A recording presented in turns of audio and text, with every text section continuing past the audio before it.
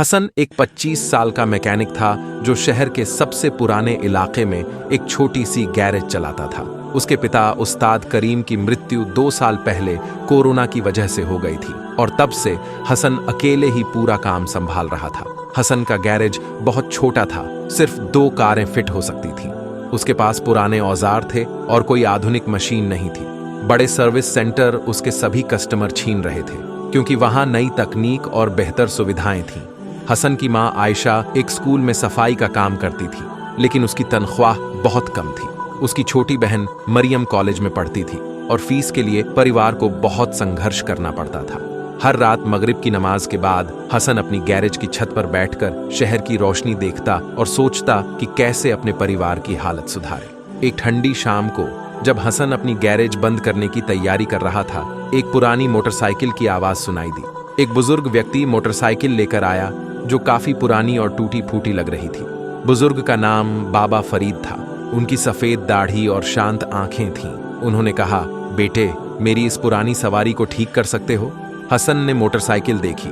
ये कम से कम 40 से 50 साल पुरानी लग रही थी। चाचा जान, ये तो बहुत पुराना मॉडल है, इसके पार्ट्स मिलना बहुत मुश्किल है, हसन ने कहा। बाबा फरीद ने मुस्कुराते हुए कहा, बेटे, कभी कभी पुरानी चीजों में वो ताकत होती है जो नई चीजों में नहीं होती। क्या तुम कोशिश करोगे? हसन ने हामी भर दी।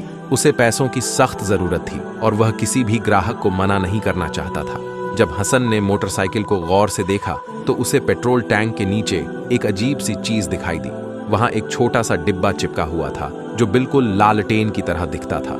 यह लालटेन पीतल की बनी हुई थी और उस पर अरबी लिखावट थी। हसन ने इसे ध्यान से निकाला। लालटेन में एक अजीब सी चमक थी, जैसे यह अंदर से जगमगा रही हो। यह क्या है? हसन ने अपने आप से पूछा। जैसे ही उसने लालटेन को रगड़कर साफ किया, एक हल्का सा धुआं निकला और अचानक एक आवाज सुनाई दी, कौन है जिसने मुझे जगाया है? हसन घबराकर पीछे हट गया। लालटेन से धुआं निकल रहा था और वह धुआं धीरे धीरे एक इंसान का आकार ले रहा था। धुएं से एक लंबा गठीला आदमी निकला जो पारंपरिक अरबी कपड़े पहने हुए था। उसकी आंखें चमक रही थीं और उसके चारों तरफ एक रहस्यमय हवा थी। मैं जिन्न अब्बू बकर हूं, उसने कहा। सैकड़ों साल से मैं इस लालटेन में कैद था। तुमने मुझे आजाद किया है। हसन के होश उड़ गए। वह पीछे की दीवार से टिक गया। ये क्या हो रहा है? वह हकला रहा था। जिन्न मुस्कुराया। डरो मत बेटे, मैं कोई बुरा जिन्न नहीं हूं। मैं एक मुस्लिम जिन्न हूं और मैं उन लोगों की मदद करता हूं जो नेक दिल हैं। लेकिन ये सब कैसे संभव है? हसन ने पूछा। जैसे अल्लाह ने इंसान बनाए वैसे ही उसने जिन्हों को भी बनाया, अब्बू बकर ने समझाया। हम भी अल्लाह के बंदे हैं और हमारा भी फर्ज है कि नेक काम करें। अब्बू बकर ने अपनी कहानी सुनाई। वह बताने लगा कि कैसे सैकड़ों साल पहले वह एक गलत जिन्न के चक्कर में फंसकर इस लालटेन में कैद हो गया था। मैं एक दुष्ट जिन्न से लड़ाई कर रहा था जो इंसानों को नुकसान पहुंचाता था, अब्बू बकर ने बताया। लड़ाई में मैं उसे हराने में कामयाब रहा, लेकिन उसने मुझे इस लालटेन में कैद कर दिया। मुझे इंतजार था कि कोई नेक दिल इंसान मुझे आजाद करेगा और आज वह दिन आ गया है। हसन अभी भी इस सब पर यकीन नहीं कर पा रहा था। आपको कैसे पता चला कि मैं नेक दिल हूं? अब्बू बकर ने कहा। हसन, तुमने बाबा फरीद की मदद करने के लिए हाँ कहा, जबकि तुम जानते थे कि इससे तुम्हें कोई फायदा नहीं होगा। तुमने सिर्फ इसलिए हाँ कहा क्योंकि वे एक बुजुर्ग थे और उन्हें मदद की जरूरत थी। अब्बू बकर ने कहा, हसन, मैं तुम्हारी 3 इच्छाएं पूरी कर सकता हूँ, लेकिन याद रखना यह सब अल्लाह की मर्जी से होता है और मैं सिर्फ वही काम कर सकता हूँ जो हलाल और जायज है। हसन ने सोचा। उसकी सबसे बड़ी इच्छा थी कि उसकी गैरेज का काम अच्छा हो जाए ताकि वह अपने परिवार का बेहतर ख्याल रख सके। मैं चाहता हूं कि मेरी गैरेज में ज्यादा कस्टमर आएं और मेरी कमाई बढ़ जाए, हसन ने कहा। अब्बू बकर ने कहा, तुम्हारी यह इच्छा जायज है, लेकिन मैं तुम्हें कोई जादुई ताकत नहीं दूंगा। मैं सिर्फ तुम्हारे हुनर को बेहतर बनाऊंगा और तुम्हें वो ज्ञान दूंगा जो तुम्हें सफल बनाएगा। अब्बू बकर ने हसन के माथे पर हाथ रखा। अचानक हसन के दिमाग में गाड़ियों की मरम्मत की तमाम नई तकनीकें आ गईं। वह जानने लगा कि कैसे आधुनिक कारों को ठीक करना है, कैसे उनकी समस्याओं का पता लगाना है। अगले दिन से ही हसन की गैरेज में अजीब चीजें होने लगीं। पहले दिन ही 3 नए कस्टमर आए और हसन ने उनकी गाड़ियों की समस्याएं इतनी जल्दी और सटीकता से हल की कि वे हैरान रह गए। एक सप्ताह में हसन की गैरेज की चर्चा पूरे इलाके में फैल गई। लोग कहने लगे कि हसन के पास जादुई हाथ है। वह सबसे कठिन समस्याओं को भी मिनटों में हल कर देता था। हसन की कमाई तेजी से बढ़ने लगी। उसने नए औजार खरीदे और गैरेज को बेहतर बनाया। अब्बू बकर हमेशा लालटेन के रूप में उसके पास रहता और जरूरत पड़ने पर सलाह देता। 1 महीने बाद हसन ने अपनी दूसरी इच्छा बताई। मैं चाहता हूं कि मेरी बहन मरियम की पढ़ाई अच्छी हो और उसे कोई अच्छी नौकरी मिले। अब्बू बकर ने कहा, यह भी एक नेक इच्छा है, लेकिन मैं सीधे तौर पर किसी को नौकरी नहीं दिला सकता। मैं सिर्फ उसकी बुद्धि और ज्ञान को बढ़ा सकता हूँ। अब्बू बकर ने मरियम के सपने में आकर उसे प्रेरणा दी।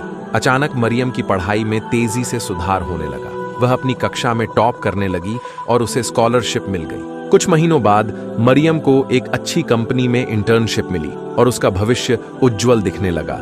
जैसे जैसे हसन की सफलता बढ़ती गई, उसके प्रतिद्वंद्वी मैकेनिक जलने लगे। उस्ताद जावेद, जो इलाके का सबसे बड़ा गैरेज चलाता था, बहुत परेशान था कि एक छोटा सा मैकेनिक उसके कस्टमर छीन रहा है। जावेद ने हसन के खिलाफ साजिश रची। उसने स्थानीय अधिकारियों को रिश्वत देकर हसन की गैरेज में छापा डलवाया। उन्होंने झूठे आरोप लगाए कि हसन के पास लाइसेंस नहीं है। हसन को पुलिस स्टेशन ले जाया गया। उसकी गैरेज सील कर दी गई। परिवार बहुत परेशान हो गया। उस रात जेल में बैठे हसन ने अब्बू बकर से मदद मांगी। मैं कोई गलत काम नहीं कर रहा था, फिर यह सब क्यों हुआ? अब्बू बकर ने समझाया, हसन, ये तुम्हारी परीक्षा है। अल्लाह हर इंसान को आजमाता है। सच्चाई हमेशा जीतती है, लेकिन धैर्य रखना पड़ता है। अब्बू बकर ने एक योजना बनाई। उसने जावेद के गैरेज में जाकर उसकी सारी करतूतों के सबूत इकट्ठे किए। उसने रात के अंधेरे में जावेद के कंप्यूटर से उसकी भ्रष्टाचार की फाइलें निकाली।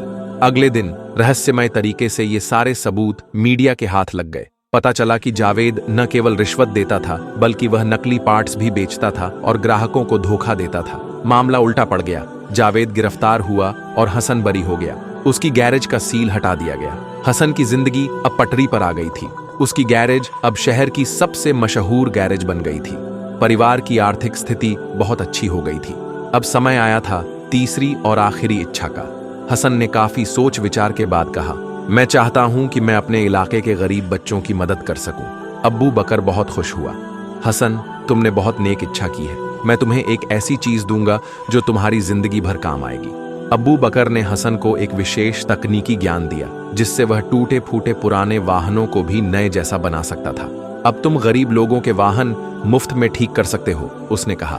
हसन ने अपनी गैरेज में एक विशेष सेक्शन बनाया, जहां वह गरीब लोगों के वाहन मुफ्त में ठीक करता था। उसने ऐलान किया कि हर सप्ताह शनिवार को गरीब मजदूर अपनी रिक्शा, ठेला या मोटरसाइकिल मुफ्त में ठीक करा सकते हैं। इसके अलावा हसन ने एक छोटा सा स्कूल भी शुरू किया, जहां गरीब बच्चों को मुफ्त में मैकेनिक का काम सिखाया जाता था। इससे उन्हें रोजगार मिल सकता था। अब्बू बकर बहुत गर्व महसूस कर रहा था। हसन, तुमने अपनी सफलता को दूसरों की मदद के लिए इस्तेमाल किया। यही असली सफलता है। एक दिन अब्बू बकर ने हसन से कहा, मेरा काम यहाँ पूरा हो गया है। अब मुझे वापस अपनी दुनिया में जाना है। हसन की आंखों में आंसू आ गए। आप चले जाएंगे? मैं आपके बिना क्या करूंगा? अब्बू बकर ने समझाया, हसन, अब तुम्हारे पास वो सब कुछ है जो सफल होने के लिए चाहिए। ज्ञान, हुनर और सबसे बढ़कर एक नेक दिल। अल्लाह हमेशा तुम्हारे साथ है। लेकिन अगर आपको कभी मेरी जरूरत हो तो? हसन ने पूछा। अगर तुम कभी किसी दूसरे नेक इंसान की मदद करोगे जैसे तुमने बाबा फरीद की थी, तो मैं वहां होऊंगा, अब्बू बकर ने कहा। यह कहकर अब्बू बकर धुएं में बदल गया और लालटेन में वापस चला गया। लालटेन फिर से सादी दिखने लगी। अगले दिन बाबा फरीद अपनी मोटरसाइकिल लेने आए।